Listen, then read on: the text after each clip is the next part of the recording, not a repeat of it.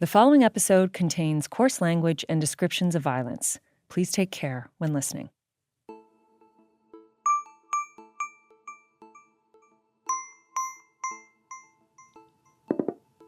Hi. Can you hear me okay? One sec, I'm getting some headphones. This is a first for us, a phone interview where we're never going to hear the guest's voice. On the other end of the line are anti-fascist activists. We believe 2 of them.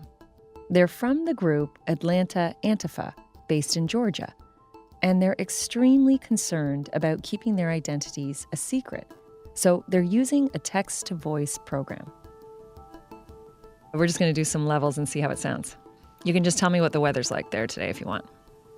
Lots of sunshine, hot and humid, high near 95 Winds WNW at 5 to 10 miles per hour. That was a very complete weather report. Thank you.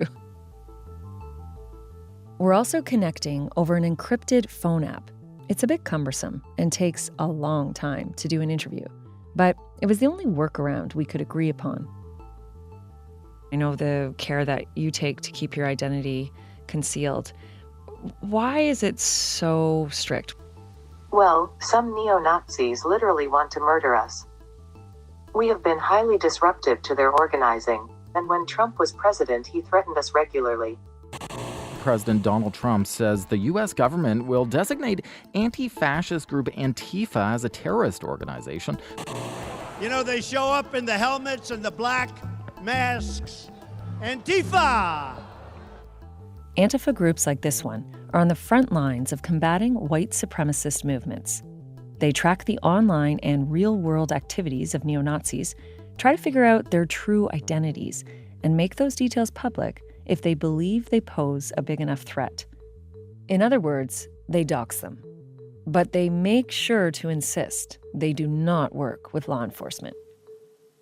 One of the guiding principles of our group is that cops and courts cannot do our work for us. Often the people we research have deep ties to law enforcement, especially in rural Georgia.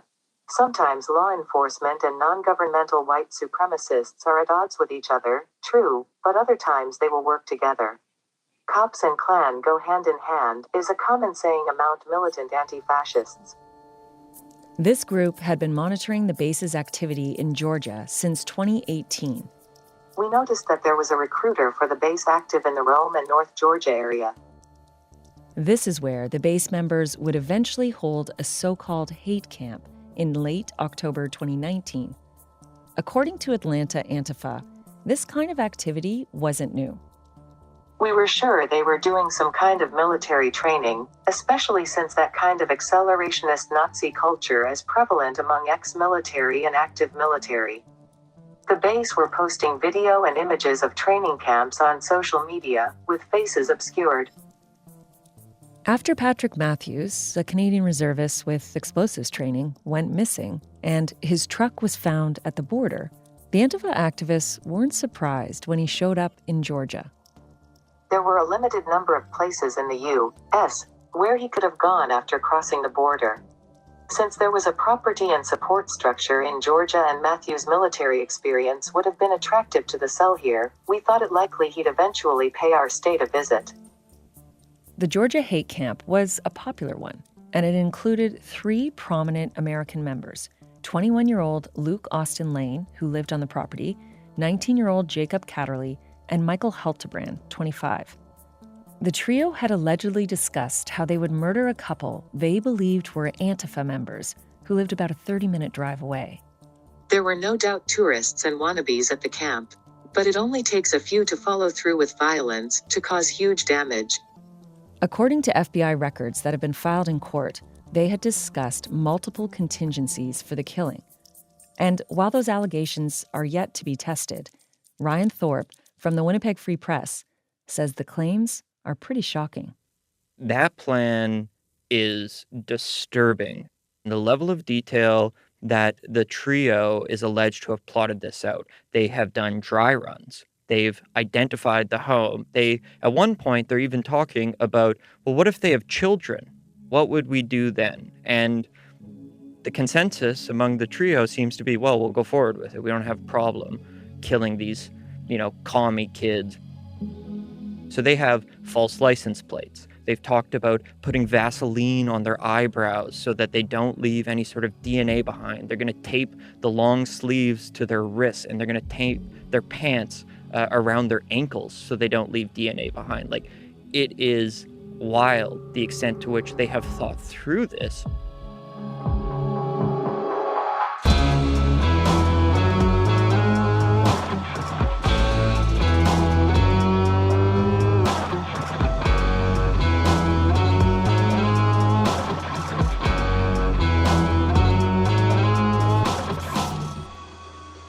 I'm Michelle Shephard, and this is White Hot Hate, Episode 4, It Only Takes a Few. In early November 2019, as base members were still allegedly planning the assassination of the Antifa couple, Patrick Matthews was packing his bags. He was leaving Georgia and heading back north. It was good timing for Matthews. He'd really fallen out of favor with the Georgia cell. That's something that's kind of unexpected, because these accelerationist groups really prize people with military or law enforcement backgrounds, because not only do they give sort of authenticity to what they're doing, but they have training, and then they can pass that training along. This is Chris Joyner again, veteran reporter at the Atlanta Journal-Constitution. So you would think that Patrick Matthews would be a very valuable member of that group, but at least the Georgia cell was very suspicious of him, and they did not particularly care for what they considered his loose talk. And there was even some discussion that they might kill him because they felt like he might, be the weak link in the chain. He was not a popular member of that group. Matthews and the others may have left the camp, but they were still under surveillance.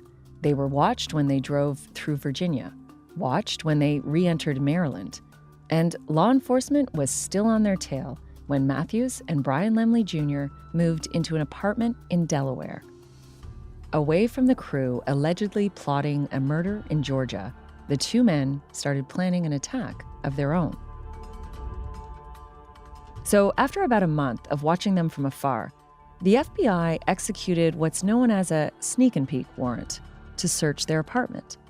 They found the base propaganda flyers, knives, and meals ready to eat, or MREs. They also found the necessary components to build an assault rifle. It looked like they had ordered the parts online, trying to build an untraceable ghost gun. And there was more. Testing, of course, the audio on this. During the search, the agents looked through Matthews' computer. They found videos where he spoke straight to the camera, spouting off in violent, racist language about how he would further the movement. In one, Matthews is wearing a gas mask and trying to disguise his voice. The time for words has ended. The time for podcasts has ended. You think politics is the solution? You are a damned fool. It is the system that is fomenting violent revolution, not us. And they shall now reap what they have sown. Your two options are as follows. Option number 1, prepare for the collapse. Option number 2, bring the collapse. Derail some fucking trains, kill some people, and poison some water supplies. The video is disturbing, but law enforcement decided to wait to make a move and hope that Matthews didn't act first.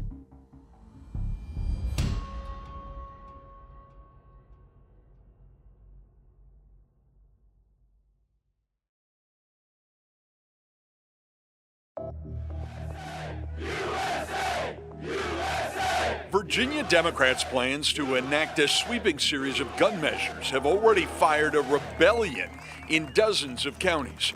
Now, armed gun rights supporters from across the country are planning to sweep into Richmond on Martin Luther King Day.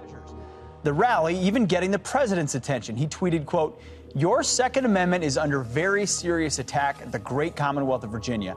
That's what happens when you vote for Democrats. They will take your guns away." Most years, the annual Lobby Day in Virginia, organized by pro-gun advocates, attracts a few hundred participants. Either show up or shut up. You can take time off, you can find a way, because if you don't, then you're giving up on the Second Amendment. In January 2020, though, anticipation was building about a much larger rally. Virginia was on the cusp of passing gun control laws that, among other measures, would include mandatory background checks to purchase firearms.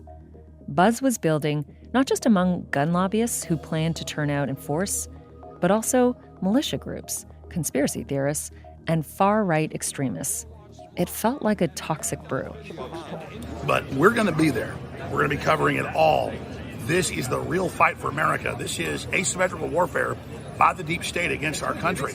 We need all eyes and ears on the ground in Virginia and in D.C. As the gun control debate is heating up across Virginia, so are the number of guns being walked out of stores. Police were on high alert, and those who were monitoring the base and like-minded accelerationist groups were especially concerned. By this time, the FBI had installed a hidden CCTV camera and microphone in Matthews and Lemley's apartment. They'd recorded the men discussing the assault rifle they were making, as well as hours and hours of them spewing racist rhetoric against African Americans and Jews. Something that a lot of people don't know. A lot of race riots back in the day were started by whites. We would start the riots, and you best believe we finish them.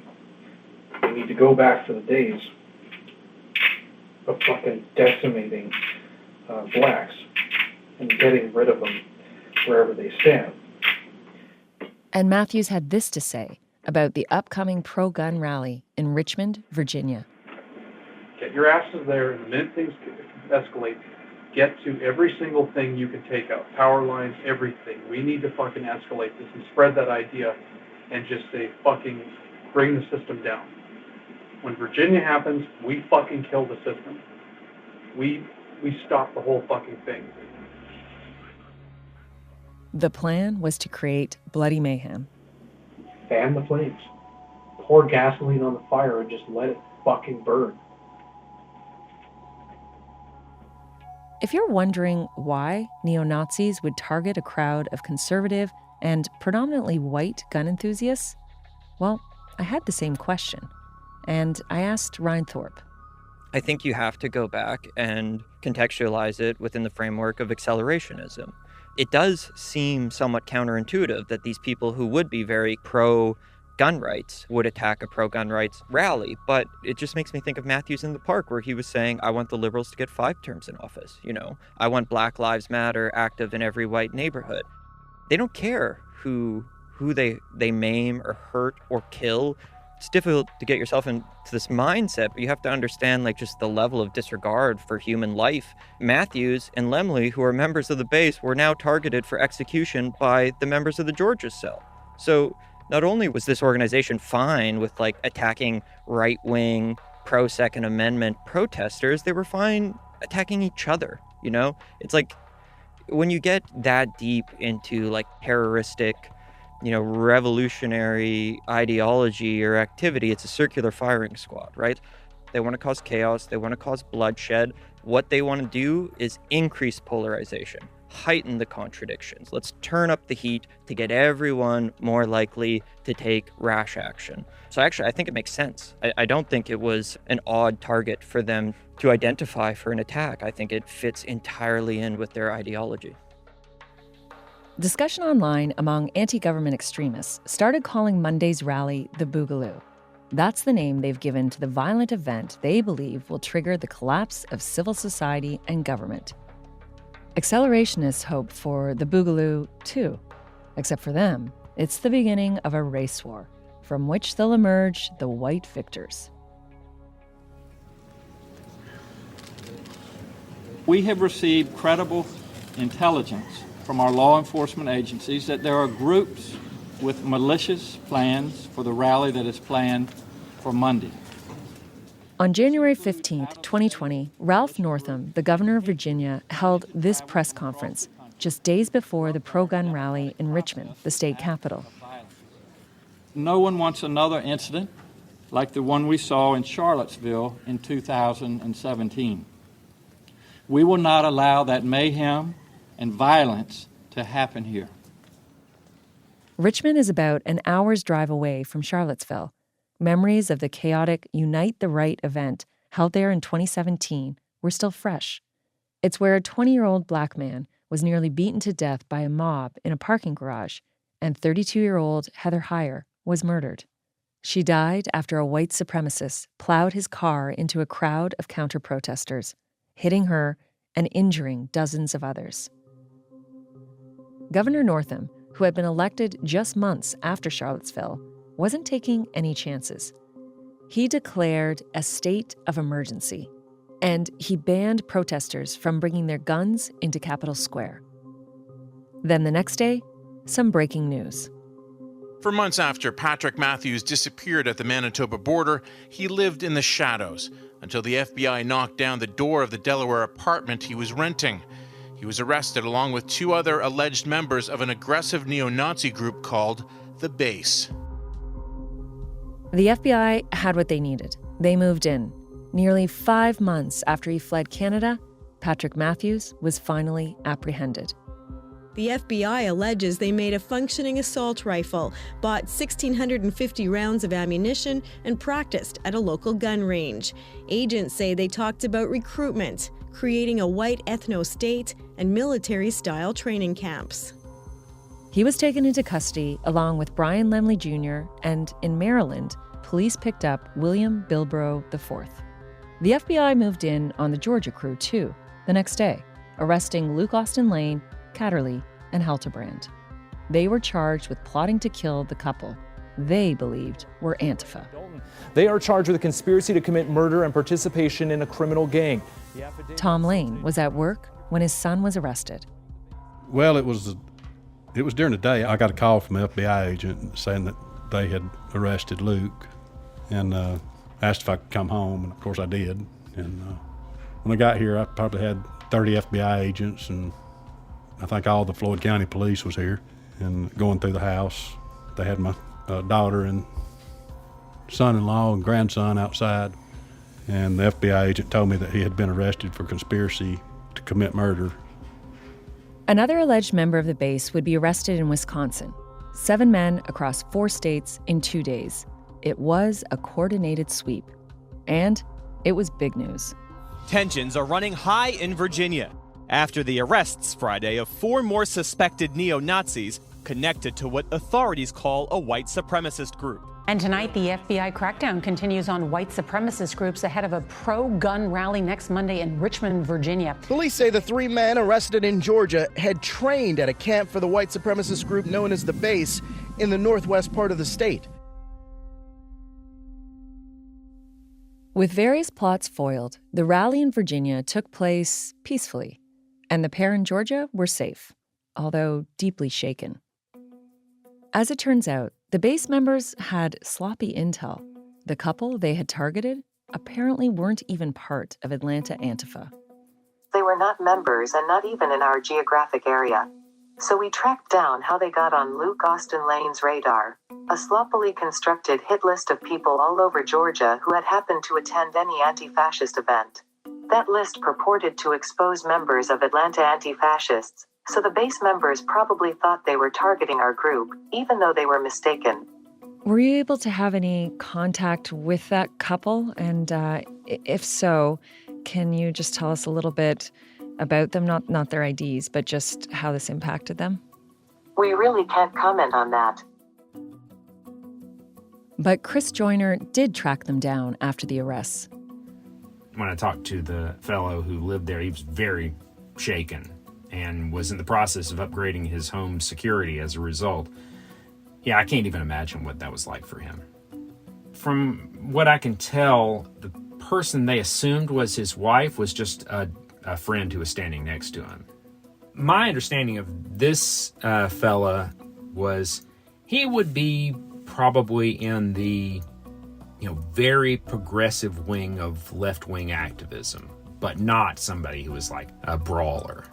He's the kind of person that would show up with a sign and would shout at the other side and then probably go back home and live his regular day-to-day life until the next time he went out. He feels very strongly that, racism is bad and that people who promote a white ethno-state are dangerous to the Union, and he goes out and he counter-protests those like a lot of people do. Tom Lane, Luke's father, says he doesn't believe any of it. He doubts the murder plot was ever going to be put in motion. Those three boys had talked about how they would get away with it and how they would do it, but they never had made a date to do it.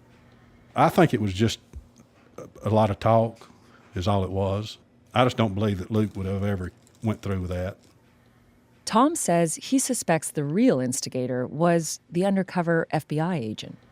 I feel like the FBI implant, he kind of led them in that direction. Certainly he didn't do anything to deter it. These were young guys, like 19, 20 years old. And I think they pretty much just took advantage of their youth. I don't know what caused the FBI to start watching these guys, but they had been watching them for a while. The group they were in, the base, they're all about preserving the white heritage of the United States. Just the exact opposite of what, a lot of the Black Lives Matter things. They're wanting to destroy anything that has to do with the white race. I don't know that the base wasn't created by the FBI. I don't much trust anything they do. Remember Mubin Sheikh, the undercover operative on the Toronto 18 homegrown jihadi case? He knows this issue well. Debate inside the courthouse and out was whether Mubin was too much of a driving force in that case. Just because they're involved in discussing a plot doesn't mean they're generating the plot. Generating the plot means there is no plot. The undercover goes in, comes up with the plot, and now there's a plot. I think there had been accusations that you devised the training camp, right? Oh yes, of course. Everything became Mubin Sheikh's fault. Mubin definitely had his critics. But in the end, the judge who presided over those Toronto 18 trials accepted his testimony, writing, "The defense did not seriously challenge Sheikh's credibility." Though he feels vindicated, Mubin still gets frustrated by this strategy relied on by the defense for accused extremists. Again, I think the public doesn't have a good understanding of how undercover operations are done. We have long since accepted the fact that the only way for us to collect evidence of criminality by individuals who are acting covertly is through covert collection means. These people are not telling the world that they're terrorists. They're hiding it from their family members, other friends. So the only way you're going to get information of wrongdoing at that level is by an undercover, because we believe eyes and ears evidence is better than an intercept, right? Because you need to put context to the conversation. It's no different sending an undercover into a jihadist group than sending an undercover into an outlaw motorcycle club. It's the exact same thing. There's no difference between sending then an undercover pretending that they're a terrorist, because if somebody was not of that mindset, they would say, whoa, I'm not down with this, or they would express some objection. So people can make the accusation, but honestly, it's very lazy to do that, because you have to look at the test of entrapment, which is making somebody do something that they would not normally do, or something that they are not already predisposed to doing. But terrorism cases have been overturned. Cases when undercover operators have gone too far. A 2016 New York Times investigation found that stings accounted for 2 of every 3 prosecutions involving people suspected of supporting the Islamic State. Now, the use of this tactic when investigating the far right is becoming the norm. And as those cases make their way to trial, the roles of informants and undercover agents will again be challenged.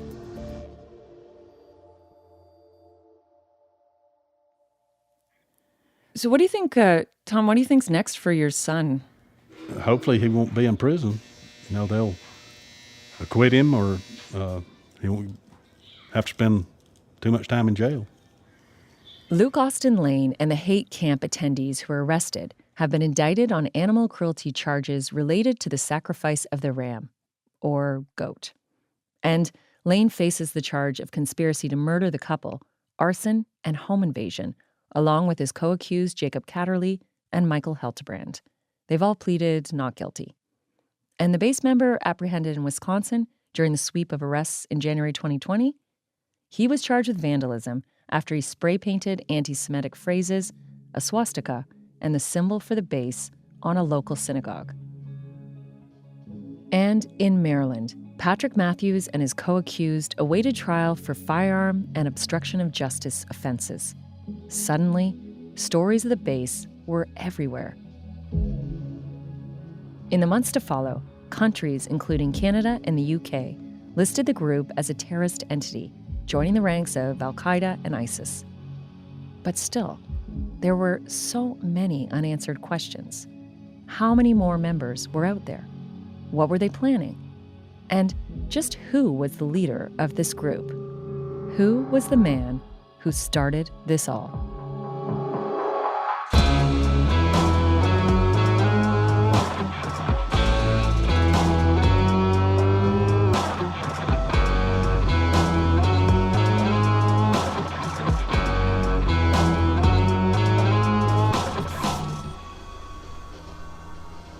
Coming up on White Hot Hate.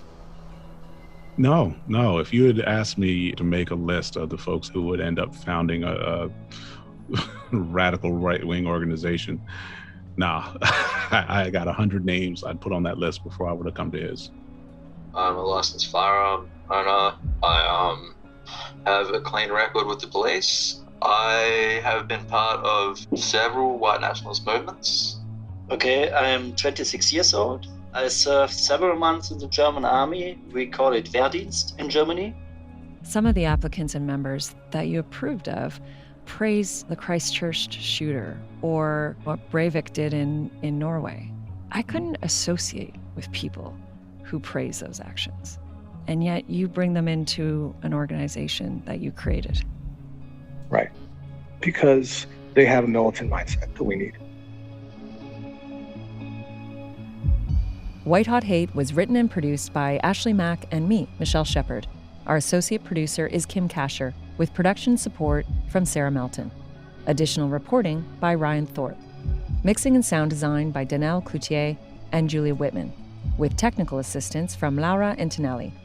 Emily Cannell is our digital producer. Fact-checking by Emily Mathieu and Zachary Kamel. Legal advice from Sean Morman. Original music by Quiet Type. Additional material from Global News, WUSA 9, Gun Talk Radio, The Alex Jones Show, NBC, CBS, 11 Alive, and Fox News. Special thanks to the Winnipeg Free Press, the CBC Reference Library, Caroline Bargout, and Sean Powers. For CBC Podcasts, our senior producer is Chris Oak, and our executive producer is Arif Noorani.